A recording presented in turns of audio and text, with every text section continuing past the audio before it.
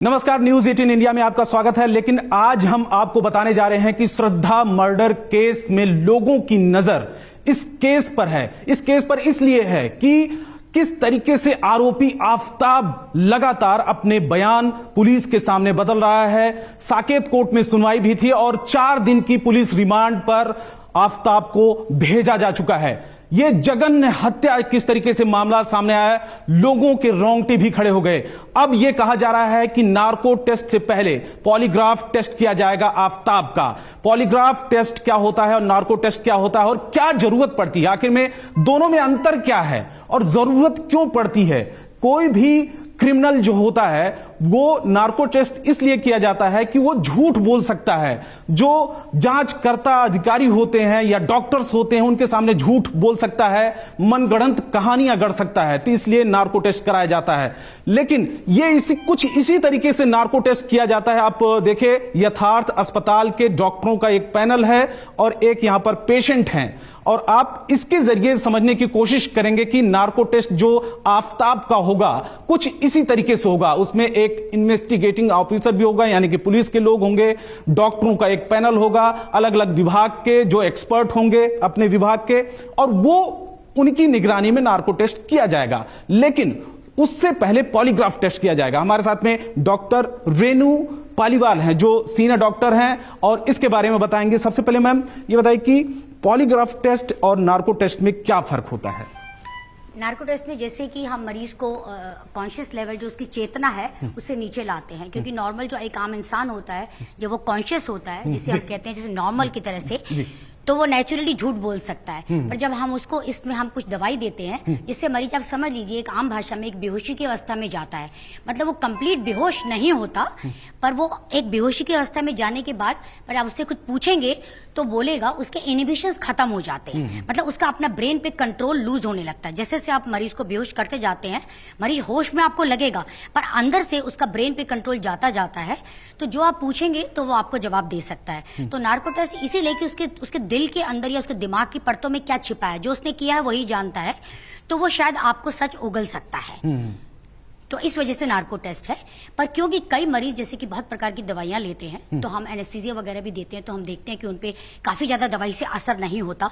और वैसे हमें मरीज को वहां पर कंप्लीट बेहोश करना होता है, यहाँ हमें मरीज को होश में भी रखना है।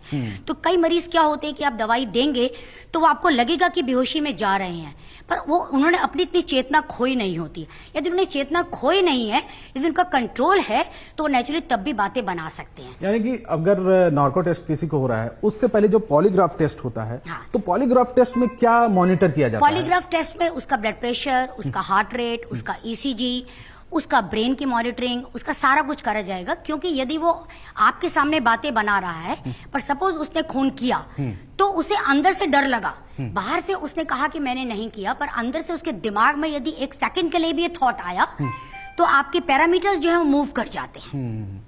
जैसे कि हमारे मरीज जब बेहोश होते हैं, सर्जरी चल रही होती है, तो बाहर से हमें कैसे पता चलता है? हम लोग अपनी सारे 6-6 घंटे 10-10 घंटे की सर्जरी कंट्रोल करते हैं, सिर्फ लाइक अ पॉलीग्राफिंग टेस्टिंग, क्योंकि हम उसके ब्रेन को अपने हाथ में कंट्रोल करते हैं। उसका heart and blood pressure according to उसके ब्रेन के लेवल में क्या चल रहा है वो शो करेगा। मरीज को दर्द है, मरीज बेहोश है, वो बोलेगा नहीं। यानी कि पॉलीग्राफ टेस्ट में मरीज, हाँ, यानी जिसका मरीज की होना, फिजियोलॉजी जिसे हम कहते हैं, और वो कुछ बोलता नहीं है, कुछ यदि वो पूछा नहीं भी जाता है। बोला तो भी उसके ब्रेन में जो आपने सोचा, उसको दर्द हुआ, उसने बोला नहीं।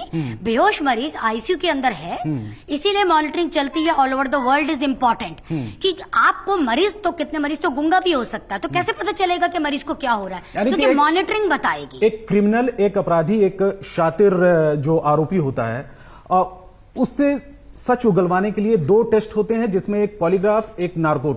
लेकिन दोनों में थोड़ा सा, खुद बोलेगा, हाँ, थोड़ा सा फर्क होता है। पॉलीग्राफ में आपको मॉनिटर करते हैं, वो सच बोल रहा है कि नहीं बोल रहा है, जरूर कुछ ना कुछ आपका जो उसकी मॉनिटरिंग है, यानी कि वो क्या सोच रहा है, उसकी नब्ज क्या चल रही है, पसीना और तमाम चीजें वो देखते हैं, ब्रेन की मैपिंग। लेकिन नार्को में आप सवाल पूछते हैं, वो सही बोल रहा है, गलत बोल रहा है, लेकिन वो आधी बेहोशी की हालत में होता है। आधी बेहोशी की हालत में, मतलब कि उसको, जिसको हम बोलते हैं कि डीप सेडेटिव स्टेज, कि उसको उठाया जा सकता है और धीरे धीरे उठाया जा सकता है। ठीक है, क्योंकि उसको बहुत थोड़ा गहरा तो रखना पड़ेगा, अदरवाइज वो बातें बनाएगा। मतलब कि जो सच, मतलब कैसे बोलेगा, तो उसको आपको उस अवस्था में रखना तो होता है। कुछ इसी इसे तरीके हम का टेस्ट स्टूपर होता है, बोलते हैं। कुछ इसी तरीके का टेस्ट होता है, इक्विपमेंट लगते हैं, मशीनें लगती हैं, और जो आरोपी होता है या यूं कहें कि जो पेशेंट होता है, क्योंकि डॉक्टरों के सामने कोई भी आता है तो वो पेशेंट ही होता है, तो उसकी फिजिकल एक्टिविटी वो देखी जाती है, ब्रेन की मैपिंग की जाती है, वो उसको देखा जाता है कि उसको पसीना आ रहा है, उसकी नब्ज देखी जाती है, तो मशीन के जरिए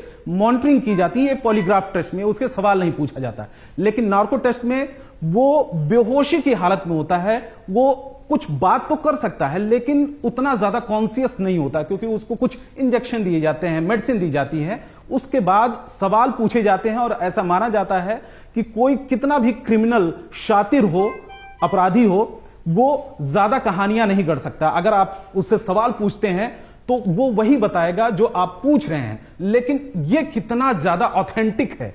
डॉक्टर साहब ये बताइए कि जो मेडिसिन दी जाती है नार्को टेस्ट में, वो क्या क्या मेडिसिन होती है और क्या नुकसान भी हो सकता है उससे?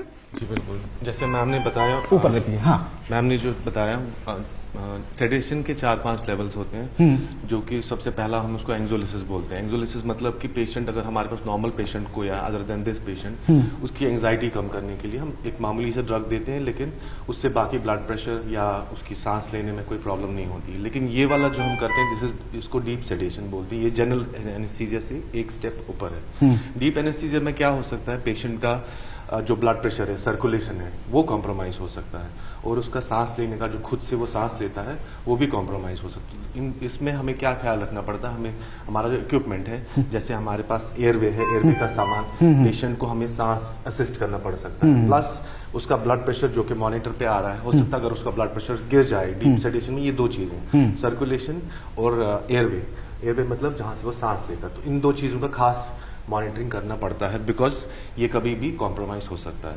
ड्रग की जो बात है, जो आप ड्रग बता रहे हैं, थियोपेंटॉल है एक ड्रग जो कि डीप सेडेशन में पेशेंट को ले सकता है, सो दैट उसके बाद हम नार्को एनालिसिस कोई इंजेक्शन भी दिया जाता है नार्को में? थियोपेंटॉल उसका नाम है, थियोपेंटॉल। हम वेन में IV एक्सेस लेके, देयर आर सर्टेन ड्रग्स, एक उनमें से थियोपेंटॉल है, थियोपेंटॉल देके we can proceed with the narco analysis. तो डॉक्टरों के जो पैनल है वो बता रहा है कि आखिर में नार्को टेस्ट और पॉलीग्राफ टेस्ट में क्या फर्क होता है, दोनों में अंतर क्या होता है और दोनों के मकसद क्या होते हैं। दोनों का मकसद एक ही होता है कि उससे मरीज से, या फिर यूं कहें कि जो आरोपी होता है, जो कस्टडी में होता है, उससे सच उगलवाना। लेकिन थोड़ा सा प्रोसेस में अंतर होता है। नार्को में सवाल पूछे जाते हैं और पॉलीग्राफ में पूरी ब्रेन मैपिंग होती है और ये मॉनिटरिंग की जाती है। डॉक्टर साहब ये बताएं कि क्या किसी तरीके से उसकी जान को लेकर भी खतरा होता है? अगर डोज ज्यादा कम और तमाम चीजें होती हैं तो किसी तरीके का खतरा होता है जिसका नार्को किया जाता है?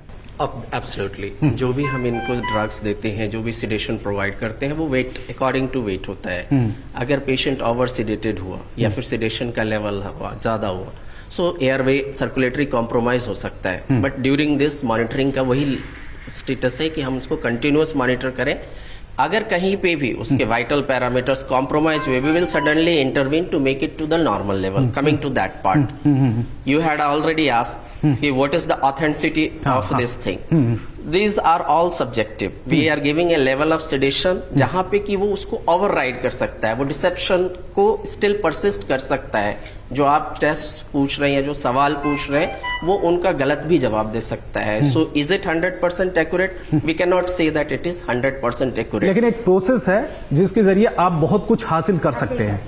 जो लोग इस सेडेशन के आदी हैं, जो ड्रग्स लेते हैं, या जो जिनको एक गिवन लेवल ऑफ मेडिसिन में या सेडेटिव्स में भी ब्रेन का कंट्रोल रहता है, yes they can very well override this test. Okay. Polysomnography is an objective interpretation, जहां पे कि आप उनके वाइटल पैरामीटर, फिजियोलॉजिकल चेंजेस को आप इंटरप्रेट करते हैं। बस बेसलाइन चेंजेस से आप देखते हैं कि बेसलाइन से जब आपने सवाल पूछा तो उनमें फिजियोलॉजिकल क्या चेंजेस आए। आपके कहने का मतलब, अगर हम सामान्य भाषा में कहें कि कोई ऐसा अपराधी या आरोपी जो पेशेंट बन के आता है, उसका नार्को किया जाता है, अगर वो किसी नशे का आदती होता है जी। तो वो बेवकूफ भी बना सकता है। Yes, he can fool you. वो उसको पता है कि मुझे उसका जो कॉन्शियसनेस लेवल है, जिस सेडेशन हम देना चाहते हैं जिस लेवल पे, still he is not been knocked out, वो पूरी तरह से नहीं नॉक्ड आउट है, तो वो ओवरराइड कर सकता है। Okay. वो आपके सवाल को बहुत अच्छे से समझ रहा है, अभी तक उसका सबकॉन्शियस लेवल उसको इंटरप्रेट कर रहा है, और तब वो डिसेप्ट कर सकता है। Then yes, he can fool ठीक यू। है।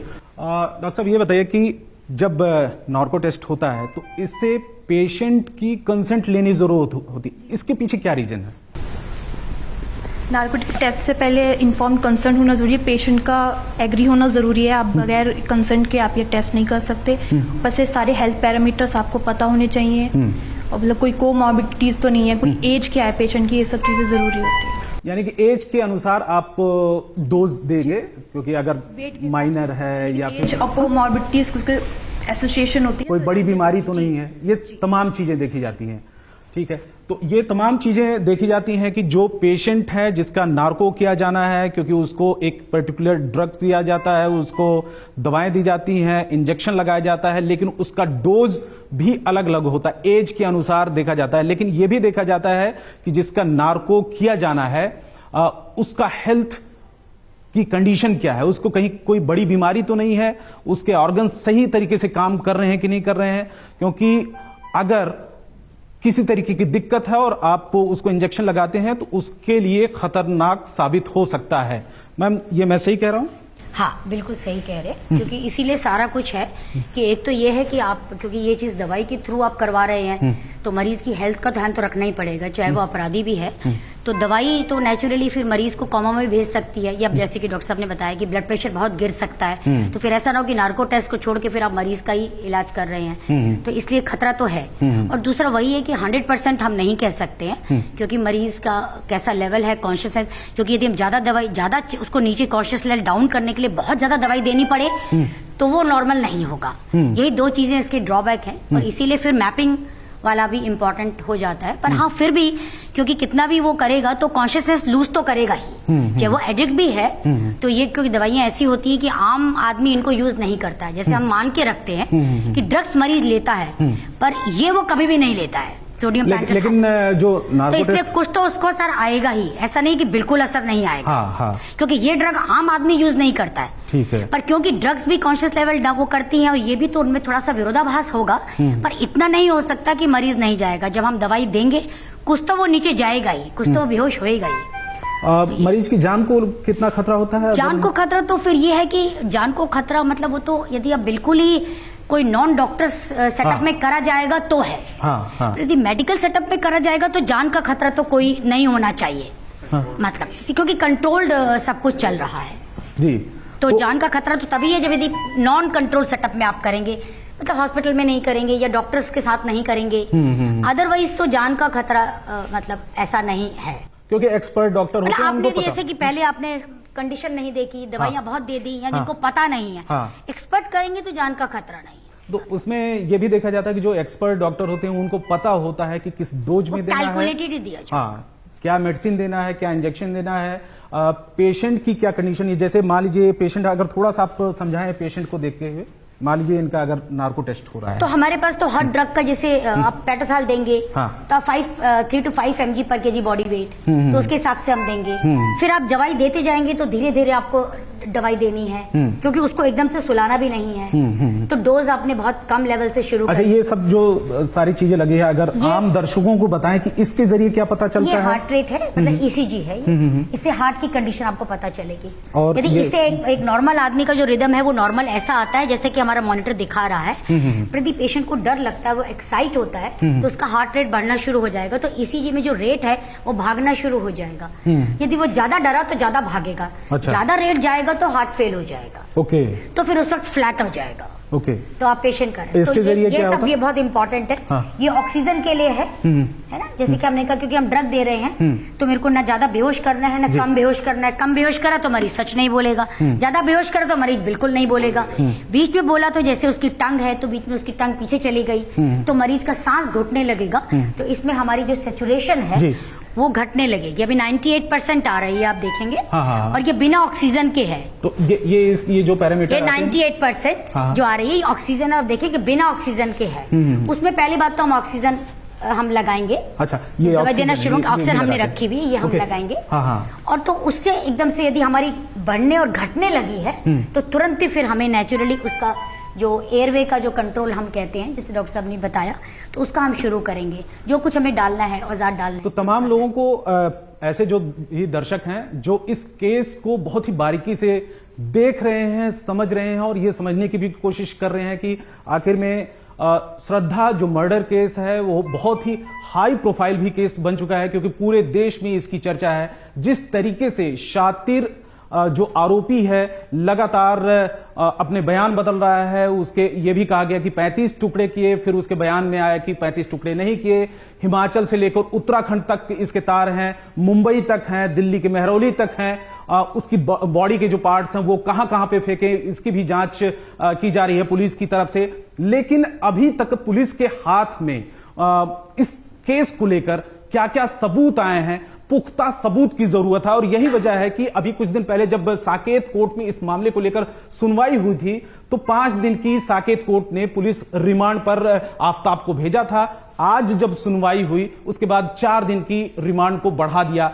अब यह भी देखा जाएगा कि इन 4 दिनों के अंदर जो पुलिस है, जो जांच अधिकारी हैं, इस मामले में श्रद्धा मर्डर केस में क्या क्या उन्हें हासिल हुआ है। जो बॉडी के पार्ट्स हैं जो लगातार वो दावे कर रहा है, जो सीसीटीवी के जो फुटेज हैं उसमें देखा जा रहा है कि वो बैग के साथ में जा रहा है, जंगल में जा रहा है। कुछ इस केस से रिलेटेड बहुत सारे जो गवाह भी सामने आए हैं।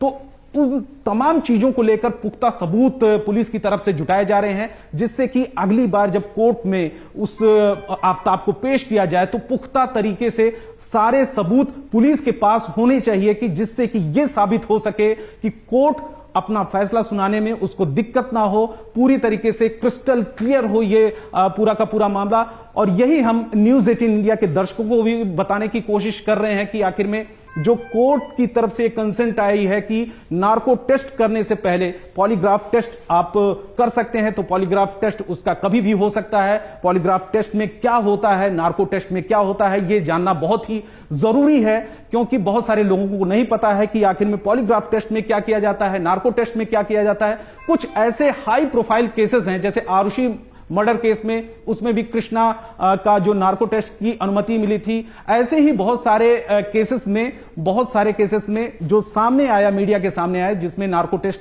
किए गए, उसमें जो शातिर क्रिमिनल होता है उसे सच उगलवाने की कोशिश की जाती है। एक्सपर्ट डॉक्टर होते हैं, पुलिस के अधिकारी होते हैं, जांच के अधिकारी होते हैं, अलग अलग जो पैनल के लोग होते हैं जो जिसमें वो एक्सपर्ट होते हैं, उनकी निगरानी में पॉलीग्राफ टेस्ट होता है, उनकी निगरानी में नार्को टेस्ट होता है, उससे सवाल पूछे जाते हैं। वो पूरी तरीके से होश में नहीं होता और पूरी तरीके से बेहोश भी नहीं होता।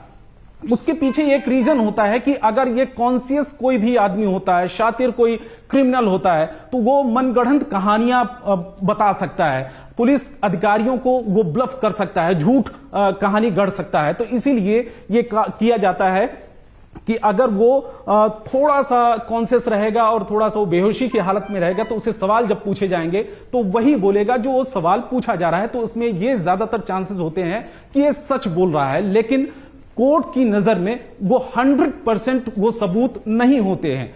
इससे यह होता है कि पुलिस के जो जांच के अधिकारी हैं उनके पास में एक बड़ा सबूत सामने आ जाता है। सबूत इस बात को लेकर कि उनको इन्वेस्टिगेशन में ये राहत मिलती है, एक फायदा मिलता है, और उसी लाइन में वो जांच किया जाता है जब नार्को टेस्ट होता है और जब पॉलीग्राफ टेस्ट होता है। तो न्यूज़ 18 इंडिया के जो दर्शक हैं, जो भी जुड़ रहे हैं, उनको ये जानना बहुत ही जरूरी है कि किस तरीके से दोनों ही टेस्ट होते हैं, दोनों में क्या फर्क होता है और दोनों से हासिल क्या होता है। बने रहिए हमारे साथ में और देखते रहिए न्यूज़ 18 इंडिया।